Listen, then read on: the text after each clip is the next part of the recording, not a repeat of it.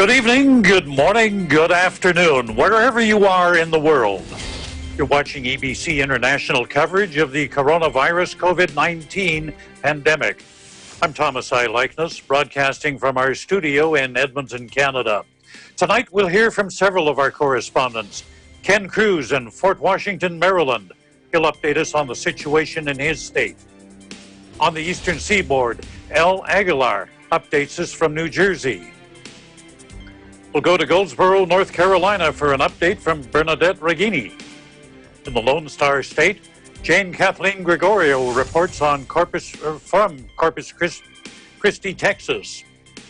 In Nevada, Governor Sisolak has requested a major disaster declaration from President Trump. We'll be asking Eagle News correspondent Alex Quee about that. In California, schools have been closed for the remainder of the academic year. Just how will that affect students and their parents? Kyle Acuna from Glendale, California will tell us. We'll leave the mainland for this report from Honolulu, where Mio Asenas will tell us about how schools in American Samoa are dealing with the COVID-19 outbreak. We'll have a live interview with Lani Valdecanto, a family service specialist in Nevada, talking about how to apply for help if you've lost your job because of the pandemic. Plus, how university students in Ontario, Canada adjust to distant education. And we'll wrap it up with just how people in New York loudly applaud the frontline workers risking their lives for those of us who are staying at home during this pandemic. But first, an overview of how the world looks now. We've passed the 1 million mark in the number of cases of COVID-19 reported worldwide.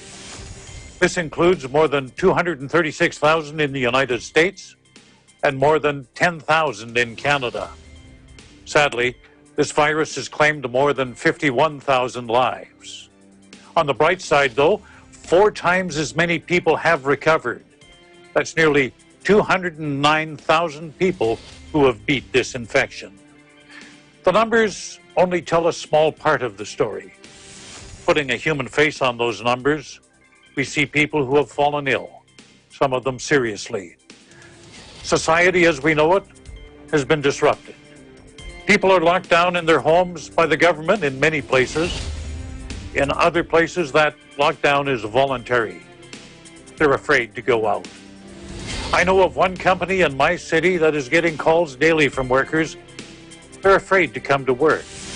They're asking to be furloughed so that they still have a job when this crisis is over. And then there's the social isolation. We'll hear tonight not only about the disruption, but we'll also hear how people are coping with it. You know, we've been dealt a lot of lemons, but there's a lot of people out there who will give us their recipes for the lemonade they're making. Our coverage begins tonight with this report from our Washington, D.C. bureau.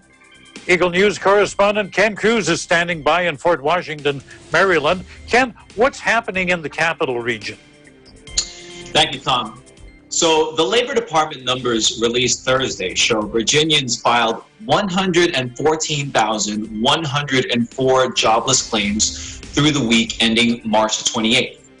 Marylanders filed 83,536 unemployment benefit claims during that time, while D.C. residents filed 14,868 new claims. The regional numbers mirror a record spike nationwide. The accelerating layoffs have led many economists to envision as many as 20 million lost jobs by the end of April throughout the country. That would be more than double the 8.7 million jobs lost during the Great Recession back in 2007 and 2008. I remember those times were crazy. That was actually when I first got into college, and it was kind of scary, not knowing what my future would be like if the Great Recession continued. However, during those times, things got better, and I was able to eventually get into the workforce.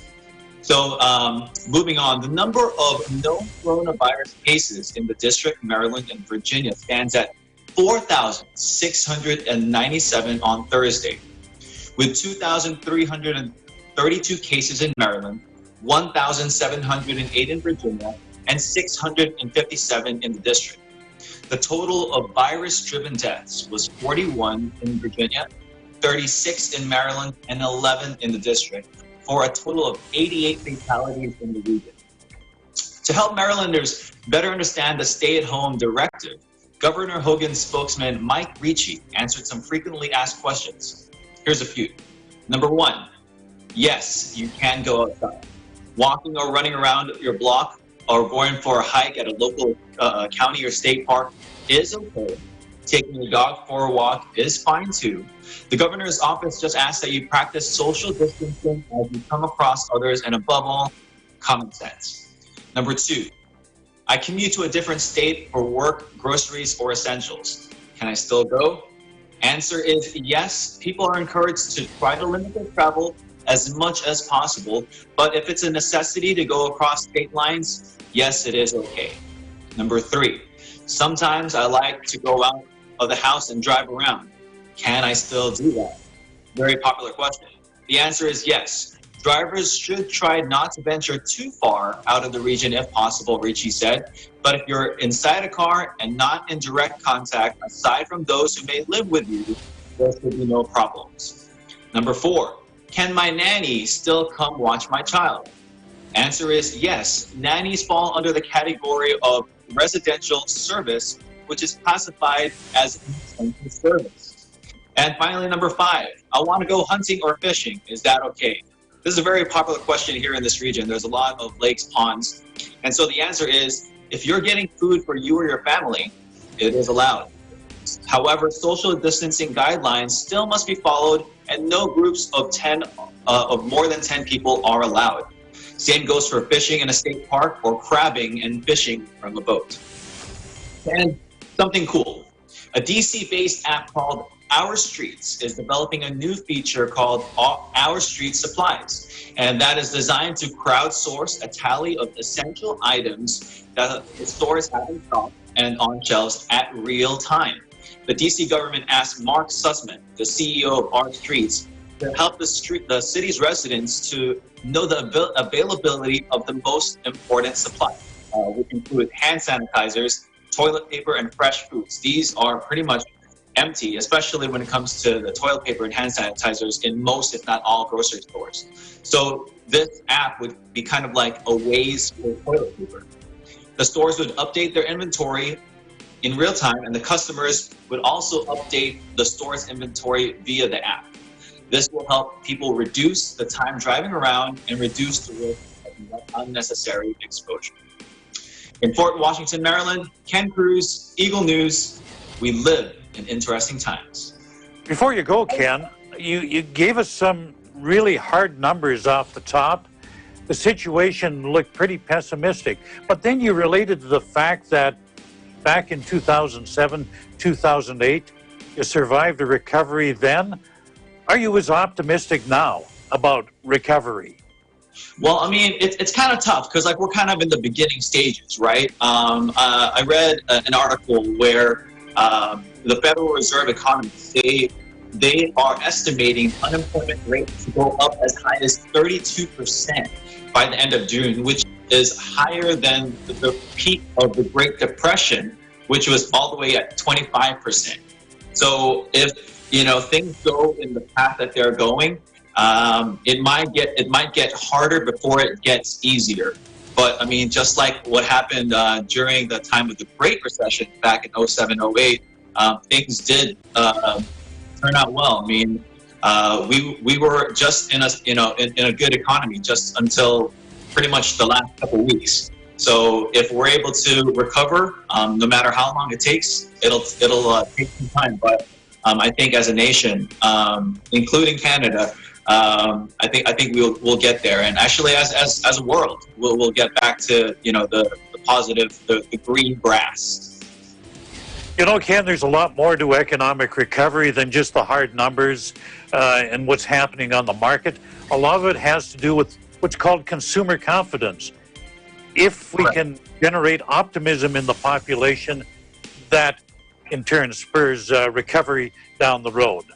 Well, real quick with the consumer confidence, actually, I have a couple friends who already told me that they received their $1,200 check via their direct deposit. So that might instill some quick consumer confidence. So just letting the viewers know that there are people who have received that $1,200 check to most Americans that are earning within a certain amount. So hopefully that is some, welcome news, especially for those that are struggling with paying rent at the moment. Thanks, Ken, for your observations and insight. We move now to the East Coast, where Al Aguilar of the Eagle News Bureau in New Jersey is standing by. Al, I understand your governor, Phil Murphy, took a first-hand look at the first of 4 pop-up field hospitals. Tell us about that. Yes, Tom. Good evening. It's 10:24 here in New Jersey. Let me give you first the update on where is New Jersey as of today. Yes, as of April 2nd, there were 25,590 cases in the state, with 3,489 additional cases, or 3,489.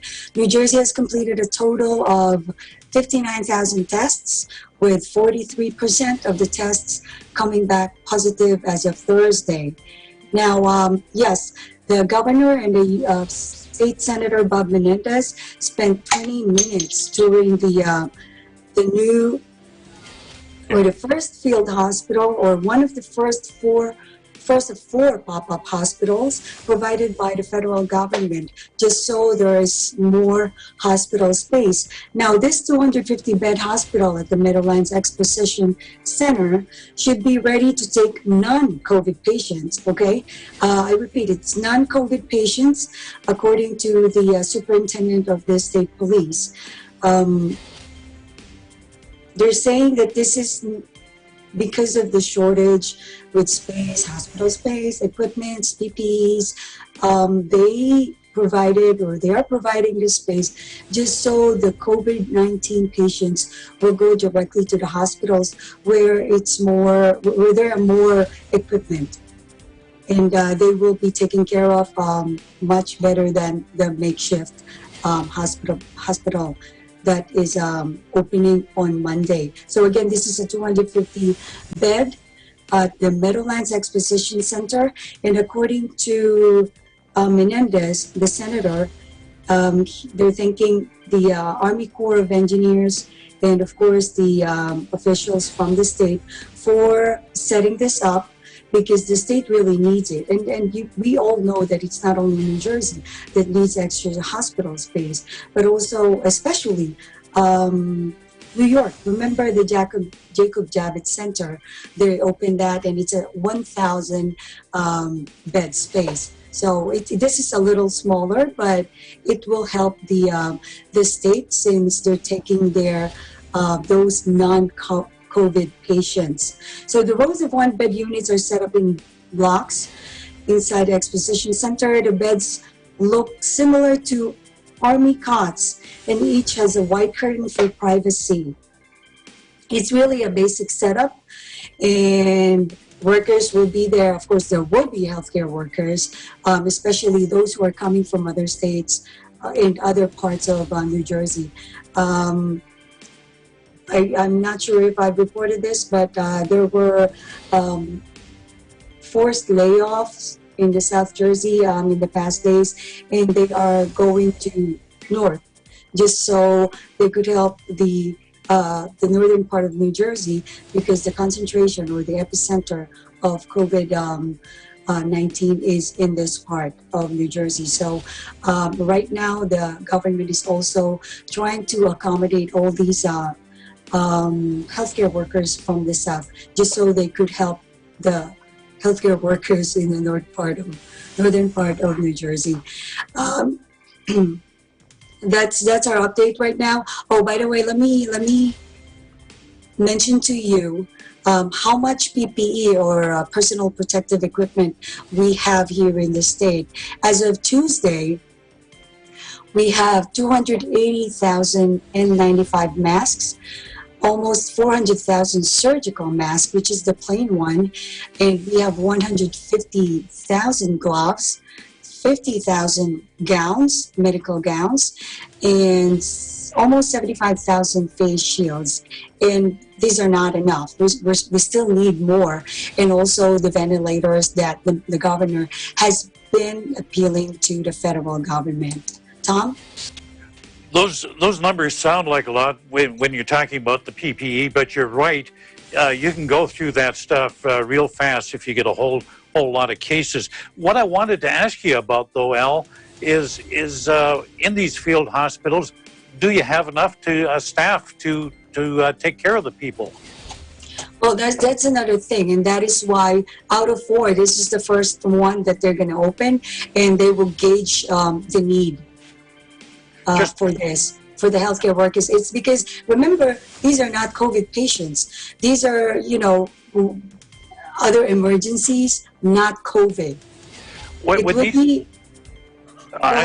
Would these be mainly non-surgical patients that they're taking into the field hospitals? That I'm not sure, because remember was that elective or selective surgeries are stopped, so they're not doing that right now. But the other ones, emergency patients, they will go there, versus hospitals where COVID patients are.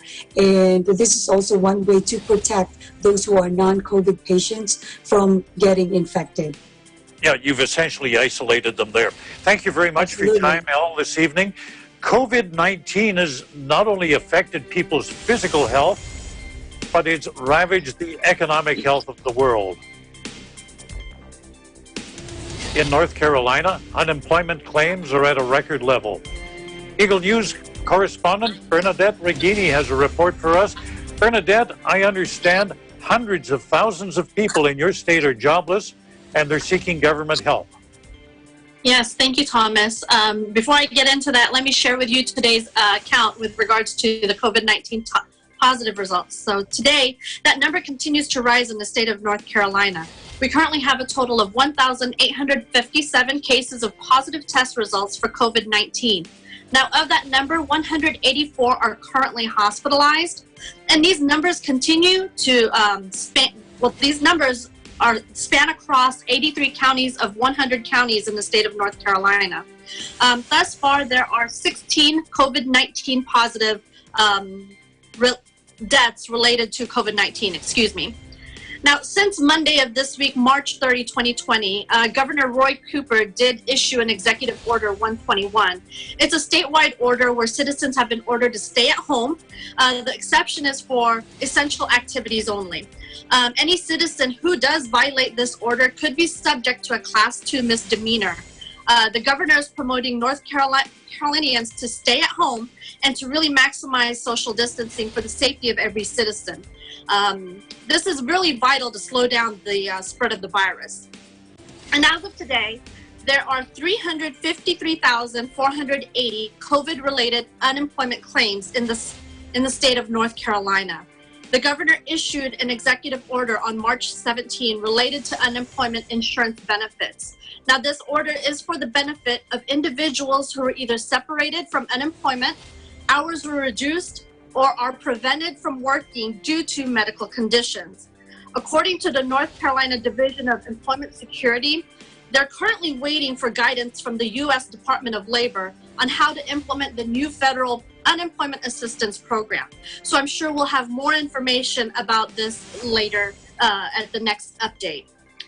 Governor Roy Cooper has addressed other areas of concern for the people of North Carolina. This week, executive orders were signed by the governor, again, for healthcare workers, schools, and governments.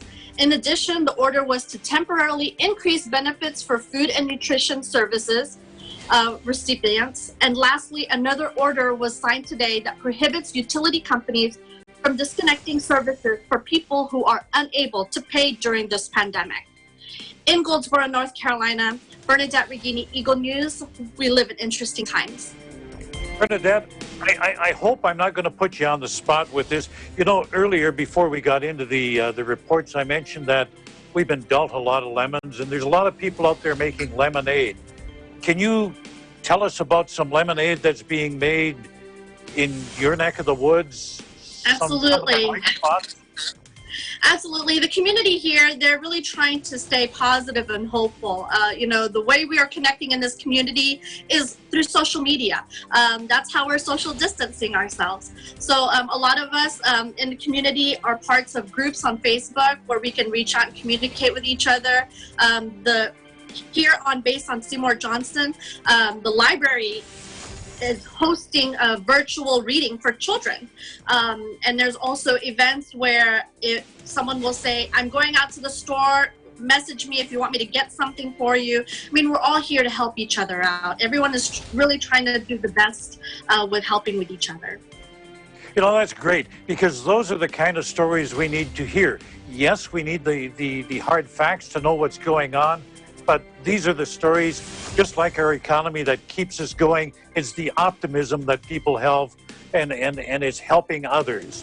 Let's go south now to our Texas Bureau. We're going to go deep to the heart of Texas and talk to Eagle News correspondent Jane Kathleen Gregorio. She's in Corpus Christi. Kathleen, I understand your governor has ordered a 14-day quarantine on travelers. They're coming from California, Louisiana, Washington, Atlanta, Chicago, Detroit, Miami. This whole thing sounds like a Greyhound bus schedule. What's this all about?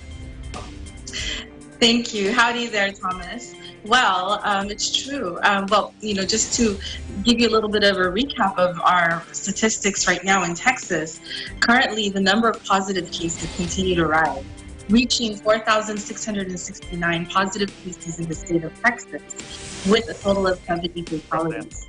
And here in, where I am in Corpus Christi along the coast, in Nueces County, we currently have 40 positive cases. And, in fact, on Wednesday, Governor Abbott released a video message with an executive order that Texans that the stay-at-home policy is officially in effect.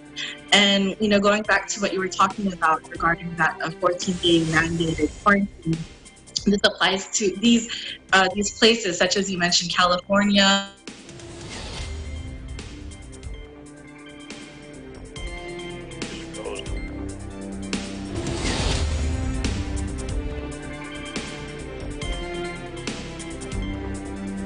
We're experiencing a bit of a technical difficulty there. We'll get back to Jane Kathleen in a bit if we can resume that connection. In the meantime, we'll move over to the state of Nevada, where the governor wants a major disaster declaration from President Trump. We've got Alex Quee, our Las Vegas correspondent, standing by. Alex, why has he requested that? Thank you, Tom. So currently here in Clark County, reported cases reached 1,125, and we do have 34 deaths due to COVID-19. And Governor Sisolak did request President Donald Trump of this major disaster declaration for the state of Nevada due to help its residents recover from this time of crisis. It will not only give public assistance funding, but it will also give a suite of individual assistance programs to the residents here in Nevada. Not only that, but we also Governor Sisolak requested the request due to the 39 million loss reported due to the Las Vegas Strip closure. And so this request will help Nevada recover once this crisis is passed.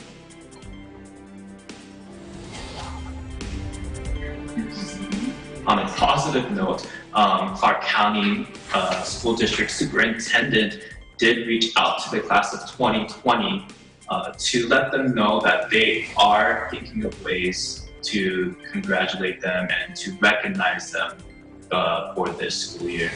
I'm Alex Quee, Las Vegas, Nevada, Eagle News. We live in interesting times. Thank you, Thomas.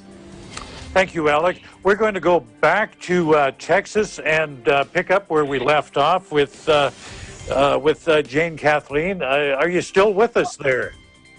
Howdy, Thomas. Yes, I'm still with you. I think my internet was being quarantined there for a little bit. Do you have antivirus on your computer? Well, I do have antivirus on my phone, which is where I'm logging on from right now. Anyway, you were telling us about the travel policy there? Yes. As you mentioned earlier, Governor Abbott declared that certain areas that are experiencing widespread COVID-19 in those areas, such as California, Louisiana, Washington, Atlanta, Chicago, Detroit, Miami, those have been officially declared on the mandate as places where if travelers are coming from those locations, they are required to have a 14-day quarantine. And in fact, I wanted to just let you know, I was talking literally a few minutes ago with a nurse friend of mine, Cecilia. She actually traveled all the way from Texas to California to help fight on the front line battling against COVID-19 with her fellow healthcare professionals. And she was there for 2 weeks. And she arrived safely back in Texas maybe about an hour ago. And immediately upon landing, she was told that she was going to have to be quarantined inside of her house for the next 14 days.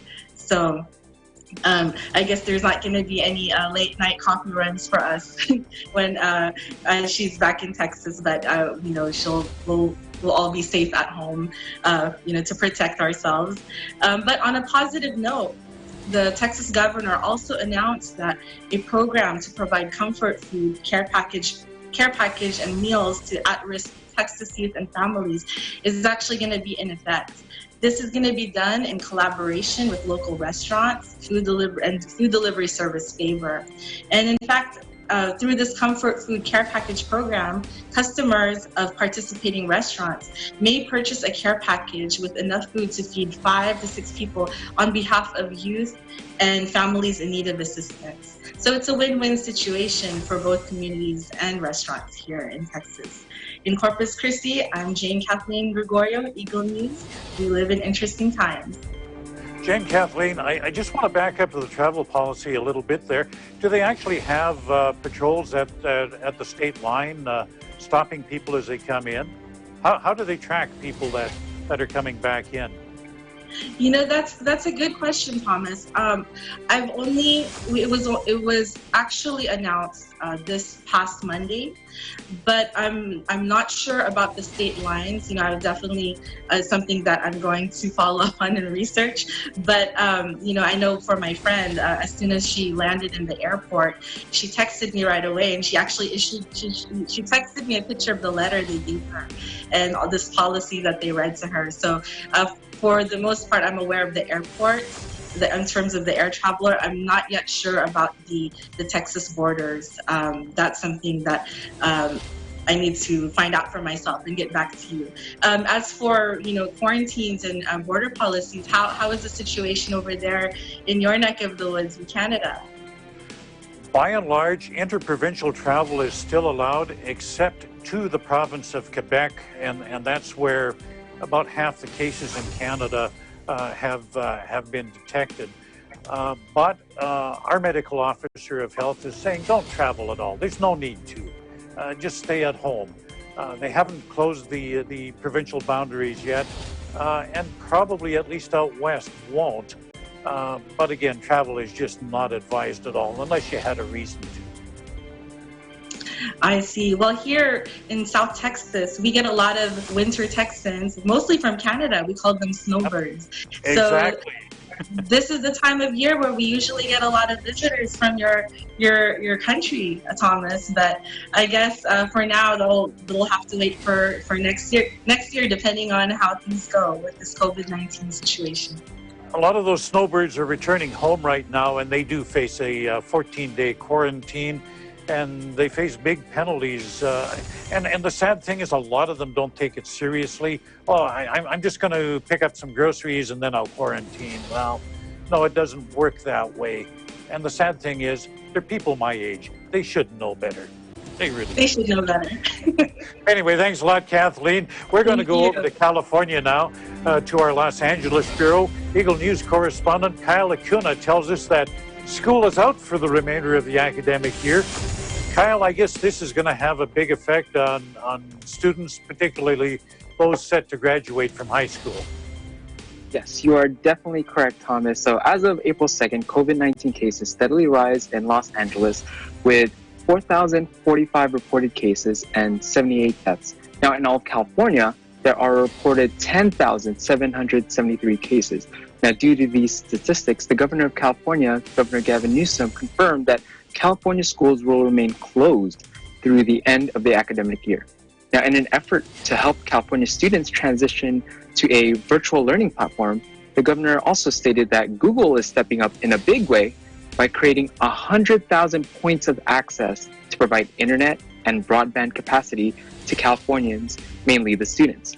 Now, in addition, the tech company will also provide and donate 4,000 Chromebooks and 3 months of free broadband access in California, along with other school districts in the LA County.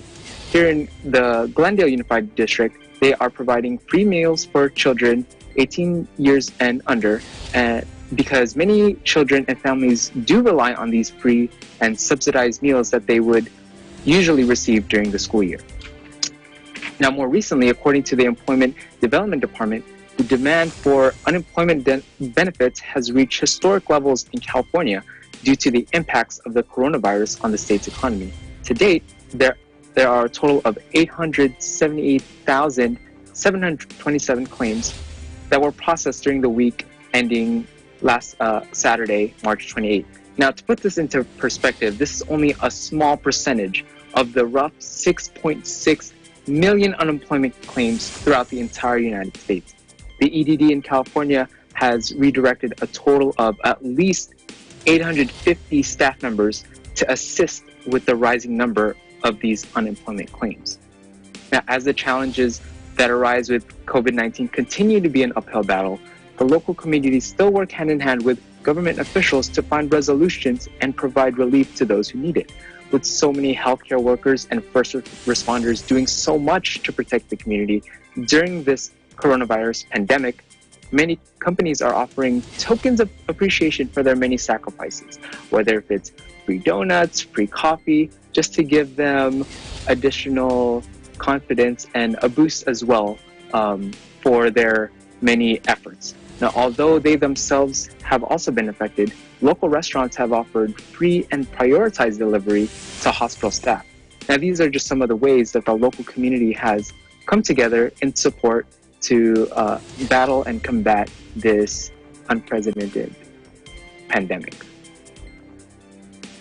Kyle, I'm curious, how is the state handling the challenges with these school closures? Because especially for high school students planning to go to college next year, how are they going to finish their courses to meet the academic requirements? Great question. So it's been a challenge for everyone. So many companies, many officials have worked with companies to offer free virtual software as well to help the students learn from home. And not only is it affecting the students, but of course it's also affecting the families. So many parents have also stepped up to make homeschooling the new norm. So many parents are becoming tutors now. And I've actually become a tutor to my little cousins as well, which is something very new for me. So that's one way that the state, and not only the state, but the entire community has really come together to provide solutions to these, to the effects of this pandemic. And I guess with school being out, it must be a big challenge trying to find childcare for younger school students. Yes.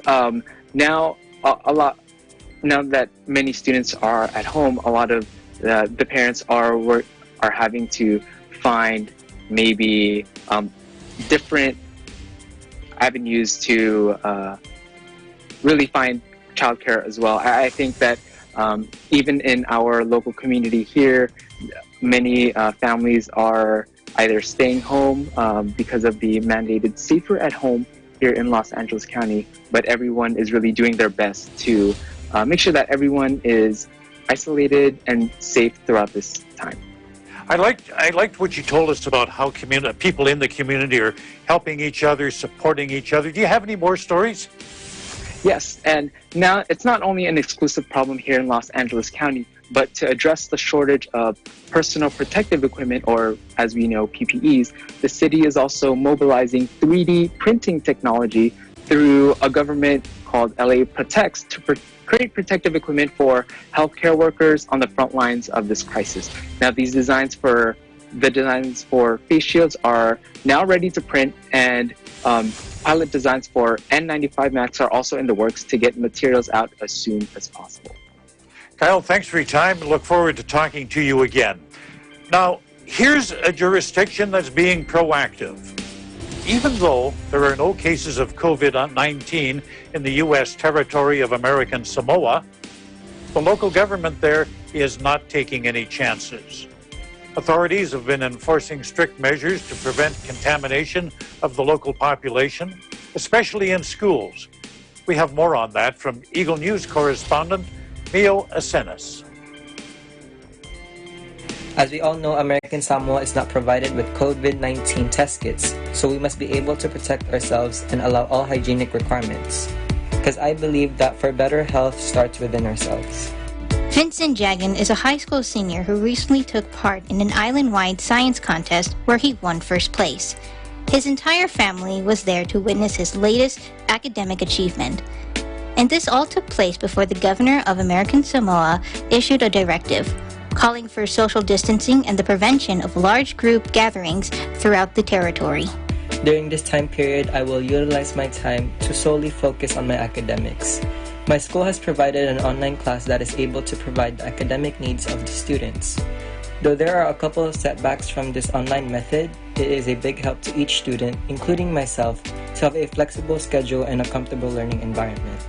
For both Iolani and Cassandra, despite their years of experience as educators, the prolonged absence of students and transitioning to only online teaching because of the ongoing crisis are becoming a whole new experience for them. Well, with the closures of school, the action plan is already in place for the teachers to give the students work packets or communicate with them via social media, email, YouTube, or Google Classroom, any means that they can get in touch with the students.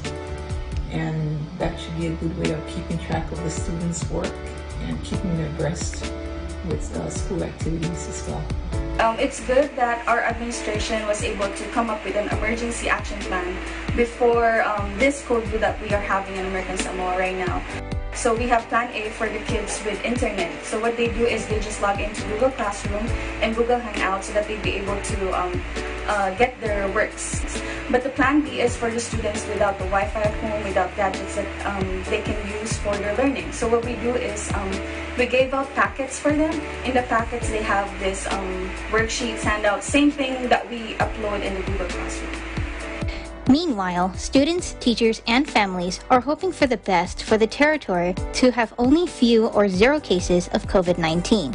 At the same time, they're expecting the worst should American Samoa transition from Code Blue to Code Yellow, with additional restrictions for its citizens. If the Code Yellow for the pandemic would be passed on and announced to the public, it will be a major struggle for students such as myself. However, in my opinion, us students must be able to be flexible and adapt to the situation. Initially, we must prioritize our health, for this is our top concern. I think I'm ready because here at home we constantly do our hand washing. As much as possible, we stay at home. We only go out when we have to, like groceries. Finally, here are some tips and words of encouragement to everyone else in American Samoa and beyond. Yes, my message is to be safe, take care, practice good hygiene, stay at home, spend time with the family, and don't be up and about. For Eagle News, this is Mio Asenas. We live in interesting times. Coming up, we'll be speaking to a family services specialist in Las Vegas, Nevada. She'll tell us about government assistance and relief available to you and how you can file for unemployment insurance during this crisis. The EBC international coverage of the coronavirus COVID-19 pandemic will return in a moment. Stay with us. This is Eagle News.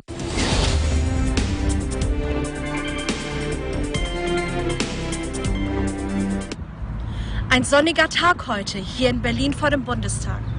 Ich bin Irene Juliet Arzadon und möchte diese Gelegenheit nutzen, um ein paar Worte mit euch zu teilen. An alle Menschen da draußen. In dieser Zeit lasst uns nicht vergessen, den Menschen zu danken, die ihr Leben für uns opfern.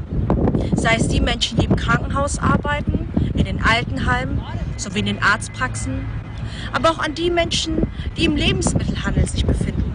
Die Kassierer. Manchmal reicht es aus, um ihnen ein freundliches Lächeln zu geben.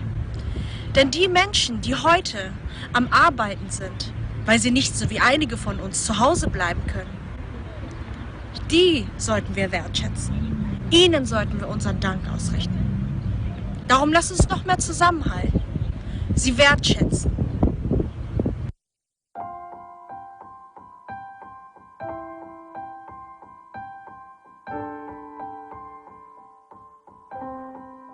Mga kababayan, naharap na naman po tayo sa mabigat na pagsubok na ito. Ito yung COVID-19. I hope everyone's okay. I hope everyone's safe. Nandito po kami para hikayatin pa po kayo na maging matibay. Mas maging matatag po tayo and just stay positive po sa lahat po ng nangyayari ngayon. Mga mahal kong kababayan, lampasan po natin, pagtagumpayan po natin ang pagsubok na ito.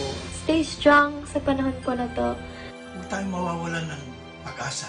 At inihikayat din po namin kayo na sana makinig po tayo sa ating gobyerno. Sumunod muna tayo sa gobyerno dahil yun yung pinakamainam na paraan para hindi na lumagana pa yung virus. Let's all stay at home. Spend time with our loved ones, with our families. At higit po sa lahat, make sure to pray for everyone, pray for everything that is going on right now, especially our frontliners po who are sacrificing their lives to take care of everything. Higit sa lahat, patuloy tayong lumapit, magtiwala at manalangin sa ating Panginoong Diyos. Lagi tayong manalangin dahil yung po ang may pinaka-mainam na solusyon sa lahat po ng mga problema natin. God bless you and your family. Please stay strong and keep our faith. Tuloy po ang laban.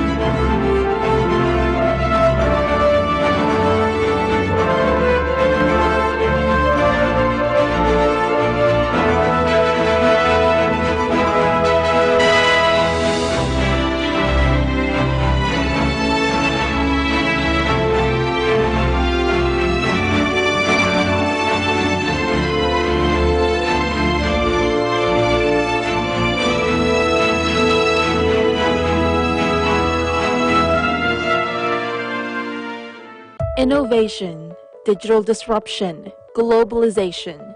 Startups, micro, small, and medium enterprises, as well as large corporations, all face interesting challenges in the market today. Peek into the world of exciting opportunities and partnerships to drive growth with the latest business news and information. We are open for business. Join the conversations to create a more vibrant environment for entrepreneurship. Catch Open for Business every Saturday from 5 to 6 p.m. Open for Business, from vision to action.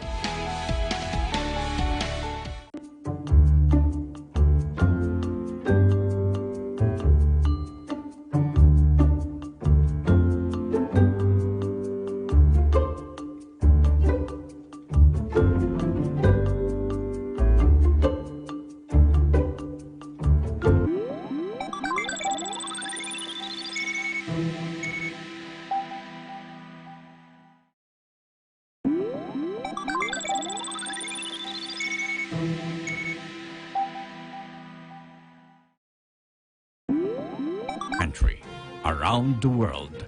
Events that affect people, move communities, or simply inspire us. Interesting events that people need to know. In these interesting times, we continue to be a competent partner in delivering news about these events. Fast, accurate, balanced.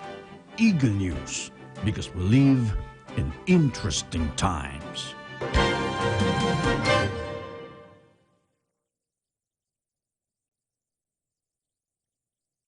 COVID-19 is an infectious disease caused by a new coronavirus introduced to humans for the first time. It is spread from person to person, mainly through the droplets produced when an infected person speaks, coughs, or sneezes. These droplets can land in the mouths or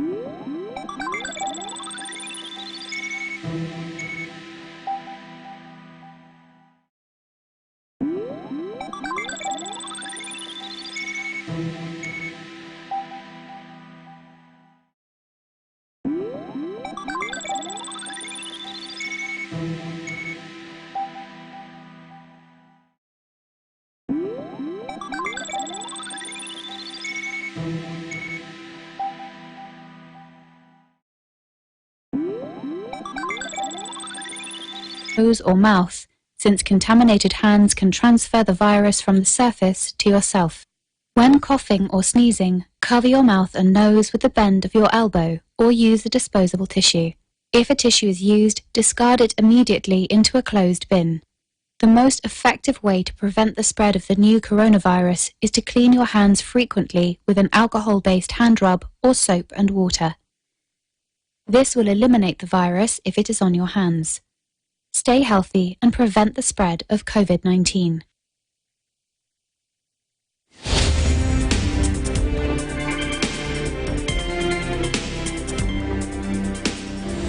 The EBC international coverage of the COVID-19 pandemic continues. I'm Thomas I. Likeness. While hundreds of thousands of people in the U.S. have been infected by the COVID-19 virus, millions have lost their jobs because of the fallout from this disease. According to the U.S. Department of Labor, in the week ending March 28th, the number of people filing for unemployment insurance doubled from the previous week. Now, sit down before you listen to this number. This is astounding. More than 6.5 million people filed claims. Look at the screen for the exact number. The Labor Department says this is the highest number in history, and this is shocking. Canada, the situation also grim. Before the crisis even hit, we had 1.2 million Canadians out of work, but COVID-19 has pushed another 1.5 million people out of their jobs. There's 2.5 million people without work in our country. What can be done? Well, we're joined by someone very familiar with how one should file for unemployment insurance. Lanny Valdecantos is a family services specialist in Nevada State. Lanny, it's good to have you on the program. Hello, Thomas. Thank you for having me. I understand in your state, Nevada, it must be just decimated. I mean, given the fact that the biggest industry in the state is tourism and hospitality. And there's no tourism and hospitality right now. That is correct. Just to give you some idea, there's about 600,000 non-essential business employees here in Nevada.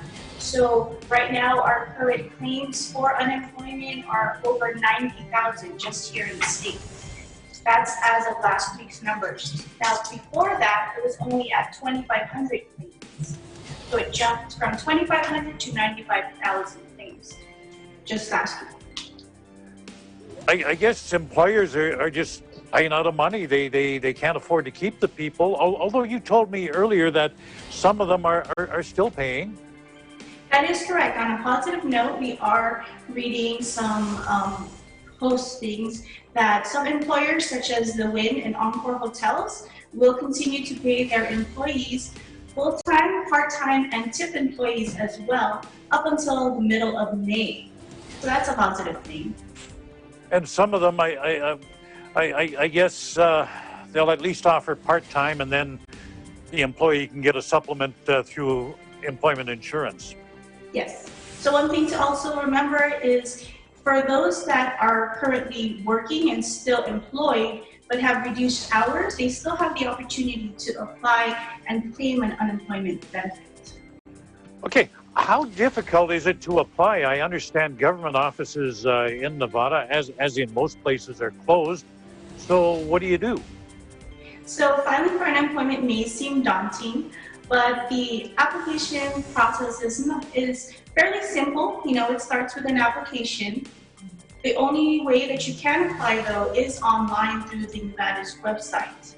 So at this time, you file your unemployment claim, just giving a generic history of what your wages are, who your employer is, and from that point, the state will process your claim and then also verify with the employer the wages as to determine what type of benefit you'll receive. Do you need to obtain any paperwork or any documentation from the employer? Not so far, because at this time there is a special legislation that was passed that's going to be assisted by the federal government. So right now there's no required paperwork, because basically if they say that their employer is, let's say, a hotel property on the strip, they know that all those non-essential companies or businesses are closed, so all employees will be laid off. Who all qualifies? Like, let's say I'm a freelance photographer and I was making a good dollar shooting weddings and stuff, but I had my own business and now I've got nothing. What do I qualify? Yeah, definitely. That's a good question. Those are considered self-employed individuals or contractors, outside contractors. So in the past, before this whole pandemic happened, self-employment was kind of like a gray area. They were possibly eligible for benefits, but during these COVID-19 pandemic times, they will possibly be eligible. So they do encourage to file a claim even if you're self-employed. What if somebody was on vacation or on sick leave? Then they get their layoff notice. Do they also qualify? So it depends, because all of the unemployment claims are based on wages. So will that employee continue to receive accrued sick leave or vacation pay? So it all depends on what's reported to during your unemployment claim.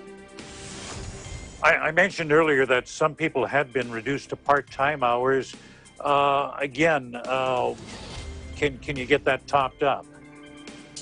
So all unemployment claims are actually determined by your quarterly wages. So if an individual or a claimant is actually a part-time employee, but they're still receiving wages, they could possibly receive unemployment benefits depending on a percentage of their wages. I think according to the Department of Employment and Training, they are taking about 75% of your wages. Under the old system, before we ended up into this situation, the rule was if you're unemployed and you're collecting insurance, you're supposed to look for work. But obviously, there's no place to look for work. Does that still apply? Yes. So during this COVID-19 pandemic, what's happening is government CISALAC has waived all job search requirements. So in the past, an applicant would have to actively search for employment and report that on their weekly claim. However, during this time, they know that it's challenging because a lot of employers are not hiring, and also we have the stay-at-home mandate. That was the other thing I was going to ask. If you were ordered to stay at home because you were in contact with somebody infected or because you're under quarantine, are you eligible for unemployment insurance? You could be possibly eligible, but there's also a medical requirement where if you're physically unable to work, then a doctor's note would be required to be submitted during your claim. You've got such a large number of people applying now. I don't know whether in the history of unemployment insurance in the state, have you ever had that many people apply before? No, not at all. We're in unprecedented times at this time. I mean, the state has been overwhelmed with so many applicants and claims. So it's a bit daunting and challenging for the applicants because as you know, the application process is only done online. So we're concerned about those who are, not technically savvy, that don't have access to a computer. So they have to do it the old-fashioned way by calling in. And with the representatives being, overwhelmed with applicants or phone lines, the phone lines just remain really overwhelmed. So it's a bit challenging on that because we have yeah. One of the problems we've had up here in Canada is the system is so overloaded, the website is actually crashing. People just can't get in. Do you experience similar problems there? Our tech support has been, in general, I think, with the newest technology out, I think they're able to, receive the applications coming in, but I think it's almost like the manpower of processing the applications. Because somebody has to physically receive an application and qualify it and go over the requirements. So it could be challenging, and I think that's what slows down the process. I think there's a number of people that want me to ask this question. I've applied. How soon do I get my money? Yes, very good question. Well, the only way that you can get paid unemployment benefits is through a debit card that's physically mailed to your home, which could take about 5 to 10 business days. And from there, you have to qualify for the requirements. So from the time that you file your claim to the time you receive your first benefit could be several weeks at that. Lanny, is there anything else you would like to add? I would like to add, just to encourage that during these uncertain times, everywhere, all around, it's a struggle, so I would suggest to all our viewers, anyone who is affected by the COVID-19, to go ahead and take advantage of our resources that we have available. Definitely file a claim, and the worst that can happen is they can say, no, sorry, you're not qualified, but at least you know. Lanny, thank you for taking the time to be with us this evening. Coming up, we'll hear from university students in Ontario, Canada, about how they're adapting to a new mode of education, distance learning. The EBC international coverage of the COVID-19 pandemic, North American edition, will be right back. Stay with us. This is Eagle News.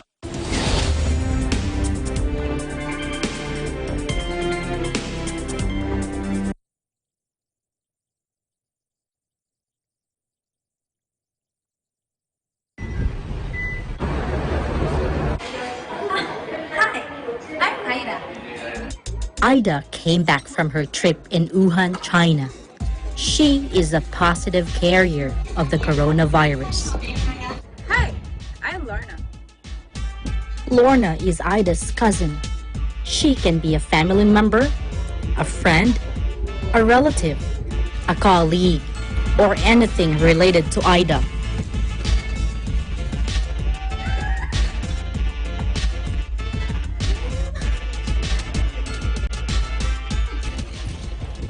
Hi, I'm Faye. Faye is not related to Ida. They don't know each other. She can be a stranger Ida meets on the train, in the supermarket, movie house, or in any public place.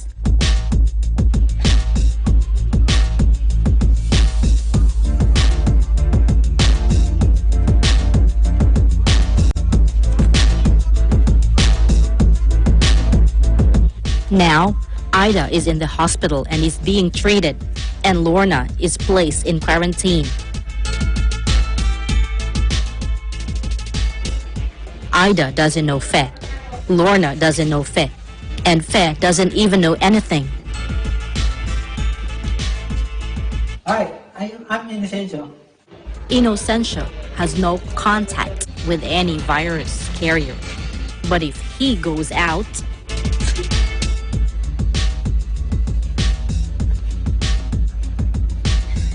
it takes at least 14 days for the symptoms to show on Faye. This is the purpose of a community quarantine or lockdown, to give time for the healthcare professionals to find Faye and all those she had close contact with, and to keep Innocencio from contracting the virus. Let's stop the spread of the COVID-19. We salute all our frontliners and healthcare workers. We are with you in this fight against COVID-19. I am Tyronel Pililu from EBC Japan Bureau, because we live in interesting times.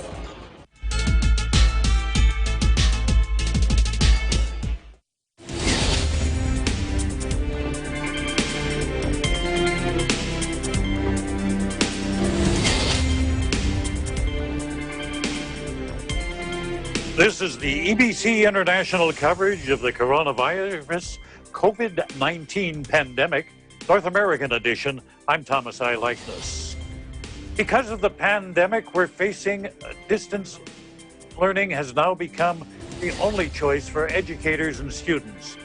This applies at all levels so that these people can continue with their classes.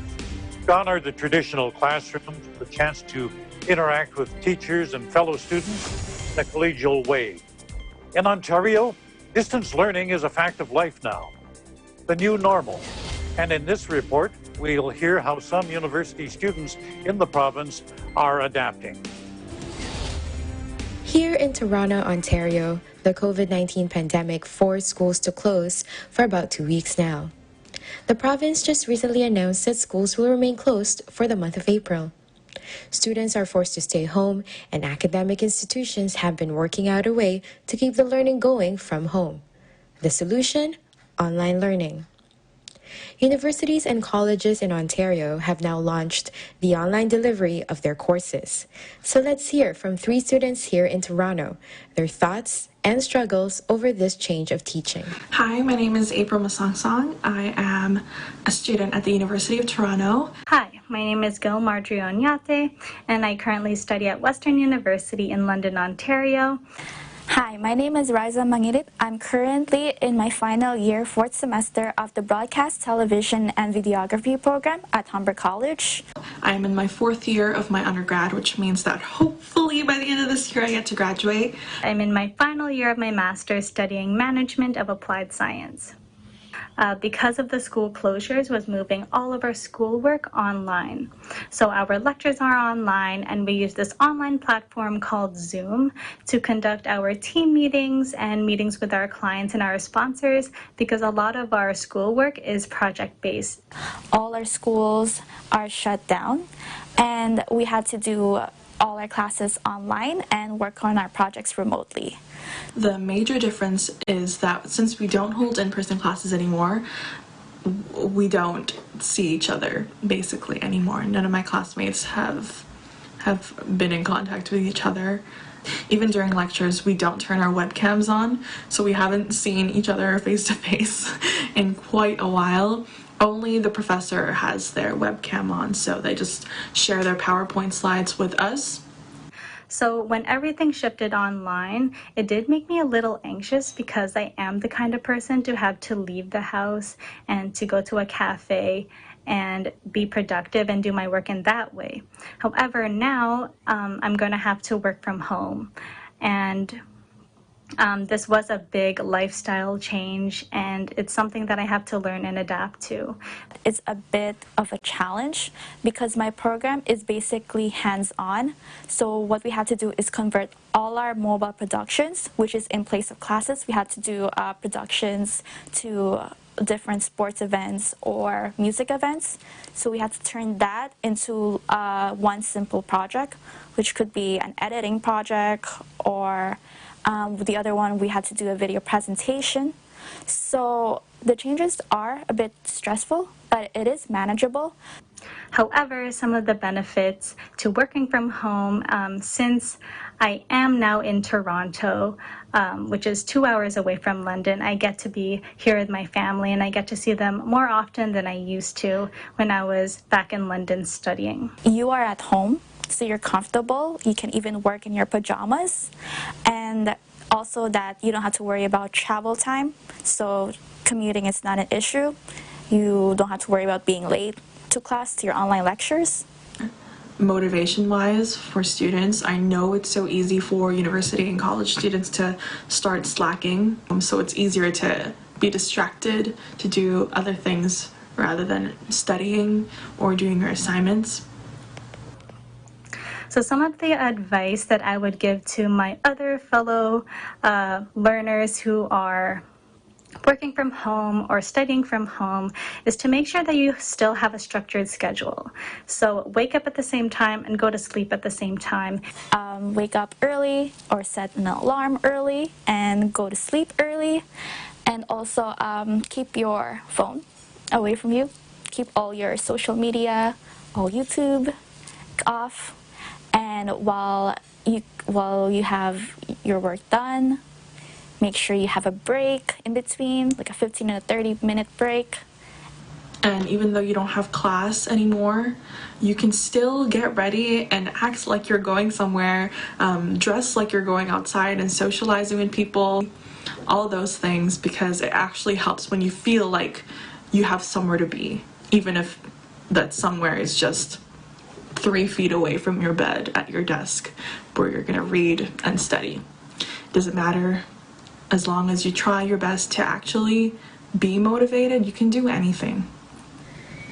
This pandemic has truly changed the world from the macro to the micro level of how we conduct our lives, and for these students, how they learn and earn their education.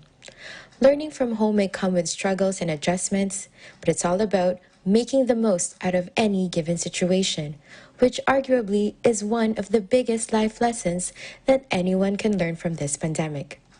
In Toronto, Angela Milano, Eagle News. We live in interesting times. We wrap up our coverage tonight with a look at how New Yorkers salute essential workers who risk their lives daily for those of us who stay at home. Eagle News correspondent Joanne Blanco Soriano tells us every night at 7 o'clock, these workers get a round of applause. When people think of countdowns, they naturally think of New Year's Eve or a countdown to a special event. But now that New York City is the epicenter of the COVID-19 outbreak here in the U.S., the countdown I look forward to most is 7 p.m. when New York City comes out and applauds all of our essential workers.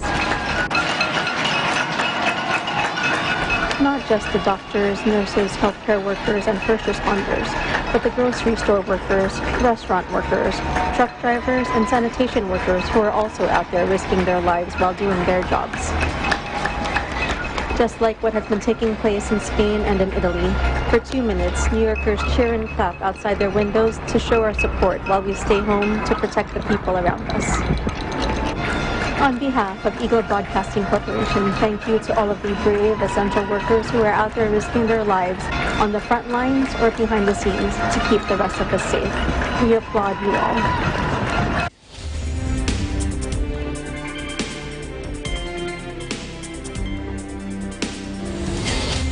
You as well.